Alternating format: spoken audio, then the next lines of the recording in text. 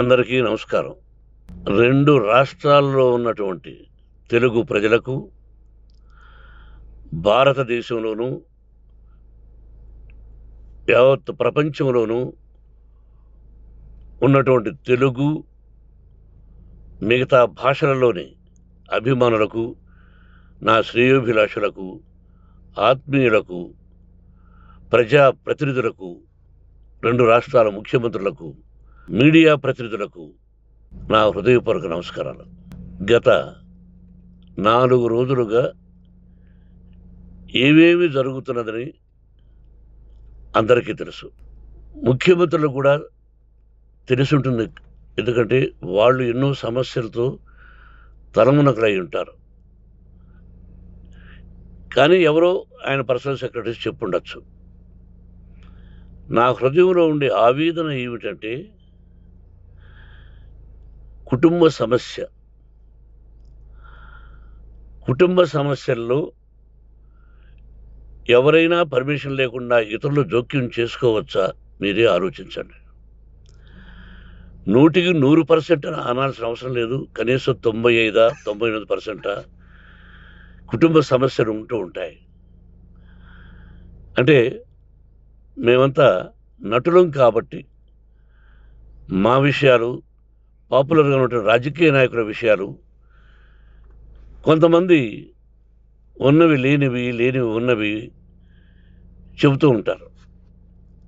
చెప్పేవాడు కూడా ఆలోచించాలి, వాళ్ళ మనసులు, వాళ్ళ కుటుంబ సమస్యలు అని. ఇదంతా ప్రజలకు తెలుసు. కానీ ఎందుకులే మన పనులు మనం చేసుకుందాం అని అందరూ సైలెంట్గా ఉన్నారు. ఇప్పుడు ప్రజలకు కూడా, కొంతమంది రాజకీయ నాయకులు కూడా ఆలోచించుకోవాల్సిన విషయం. విజువల్స్ చూడండి, టీవీల్లో వస్తున్నాయి, సోషల్ మీడియాలో వస్తుంది. రాత్రి 8 గంటలకు గేటు తోసుకుని నా బిడ్డ మనోజ్ కుమార్ వచ్చాడు. అది రైటా రాంగా పర్సనల్ విషయం, తర్వాత మాడుకోవచ్చు. పత్రికాధిపతులు, అది పత్రికా సోదరులు 4 రోజుల నుంచి నా ఇంటి ముందు మనుషులను పెట్టుకుని, వ్యాన్లు పెట్టుకుని అలా ఉండడం ఎంతవరకు న్యాయం? నేను అప్పటికీ బయట పోతున్నప్పుడు చెప్పాను, అందరికీ నమస్కారం అయ్యా, మీకు కుటుంబ సభ్యులు ఉన్నారు, దయచేసి నా సమస్యను నేనే పరిష్కరించుకుంటాను నా బిడ్డలతో, దీన్ని చిలవలు పలవలు చేయొద్దండి, దయచేసి నన్ను గౌరవించండి, నేను ప్రజలకు ఏం చేస్తున్నాను ఒక విద్య ద్వారా అనేది మీకు తెలుసు. నటుడిగా మీ అందరికీ తెలుసు. ఒక రాజ్యసభ సభ్యుడిగా మీకు తెలుసు. ఎంత క్లీన్ చిట్టుతో వచ్చానో రాజ్యసభ సభ్యుడిగా. నా హృదయంలో ఉండే ఆవేదన చెప్పనలవే కాదు, మీకే చెప్పాలి. ఈ రోజున ఈ మీడియా సోదరులు ఎంత కల్పితాలు, ఎంత నెగటివిటీ నన్ను గురించి చెప్తున్నారో మీ అందరికీ తెలుసు. దానికి నేను బాధపడడం లేదు. మీరు ముఖ్యంగా తెలుసుకోవాల్సింది, రాత్రుల్లో గేటు తోసుకుని, గేటు పగలగొట్టి, పర్మిషన్ లేకుండా ఎవరైనా రావచ్చా? మీరే చెప్పండి. వచ్చిన వాళ్ళు అందరూ మీడియా సోదరులా, లేకపోతే ఇంకెవరైనా నా మీద పగ, రాగద్వేషాలతో ఏదో ఒక ఛానల్ చేతులు పెట్టుకుని అలా వచ్చి ఉంటారేమో సందేహం. కానీ వాళ్లను కొట్టాలని, తిట్టాలని మనసా వాచ దైవ సాక్షిగా నేను అలా ఆలోచించేవాడిని కాదు. ఎందుకు? వాళ్ళు ఉద్యోగస్తులు, నేను కూడా ఉద్యోగస్తునే, అందరూ కూలివాళ్ళం. భగవంతుడు ఇస్తుంటాడు మనకు కూలి. ఎవరికి ఏమిటి అనేది ఆయన నిర్ణయిస్తాడు. ఇది మీ అందరికీ తెలుసు. వాళ్లకు నేను చెప్పినా వినకుండా ముందు నమస్కారం పెట్టాను. అయినా అతను నేను కొట్టామనే చెప్తున్నారు తప్ప, మైక్ తీసుకెళ్ళి నోట్లో పెట్టాము, నా కన్ను పోవలసింది. కన్ను పోయి ఉంటే అప్పుడు నేను కేసులు పెట్టాలి. అది నా కన్ను పోలేదు, కొంచెం తగిలింది కంటి కింద, నేనే ఎస్కేప్ అయ్యాను. లేకపోతే నా జీవితం గుడ్డిదయ్యేది. అతనికి తల కాదు చెంప మీద తగిలిందన్నారు. ఓకే. ఆ చీకట్లో ఎలా జరిగిందన్నది వాస్తవమే. మైకు లాక్కోవడం, వాడు నన్ను కేకలేయడం, ఆ దీనిలో ఘర్షణ జరిగింది. నేను కొట్టిన దెబ్బ అతనికి తగిలుండొచ్చు. తగిలిందన్నారు. దానికి హృదయపూర్వకంగా బాధపడుతున్నా. అతను నాకు తమ్ముడే. ఒక తల్లి బిడ్డలం కాకపోయినా I love them. I like them. అటువంటిది ఈ రోజుకి బాధపడుతున్నా నేను. అయ్యో! అతని భార్య ఎంత బాధపడుతుందో, అతని పిల్లలు ఎంత బాధపడుతున్నారో అని నేను ఆలోచిస్తున్నా.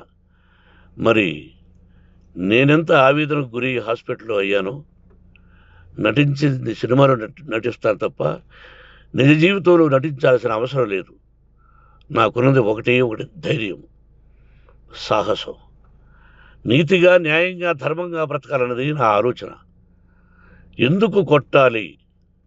గేటు బయటుండి నేనేమైనా అసభ్యకరంగా వాళ్ళని కొట్టుంటే డెఫినెట్‌గా నా మీద 50 కేసులు కాదు 100 కేసులు పెట్టి నన్ను అరెస్ట్ చేయొచ్చు.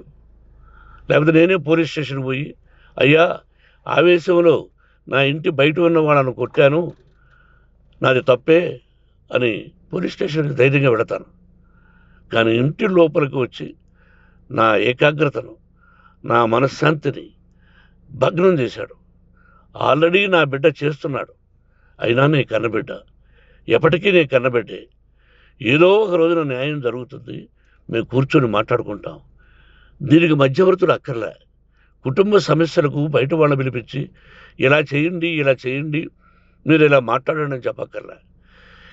కట్టు బట్టలతో మద్రాసుకు వెళ్ళేవాడిని. ఆల్రెడీ మీకు చెప్పాను. పైసా లేకుండా కట్టుబట్టలతో చెప్పులు సగం కింద అరిగిపోయి అలా వెళ్ళినవాడిని. మా తల్లిదండ్రులు అద్భుతమైన జన్మను ప్రసాదించారు. ఒక్క పైసా ఇవ్వల. నా కష్టార్జితంతో నేను సంపాదించి ఈ రోజున నేను కులమతాలకు అతీతంగా 25% ఫ్రీ ఎడ్యుకేషన్ ఇస్తూ నా స్థాయిలో నాకు తగిన సహాయం చేసుకుంటూ వరద బాధలు వచ్చినా ఇంకోటి వచ్చినా అన్నయ్య ముఖ్యమంత్రిగా ఉన్నప్పుడు కూడా ఎన్నో చేశాను.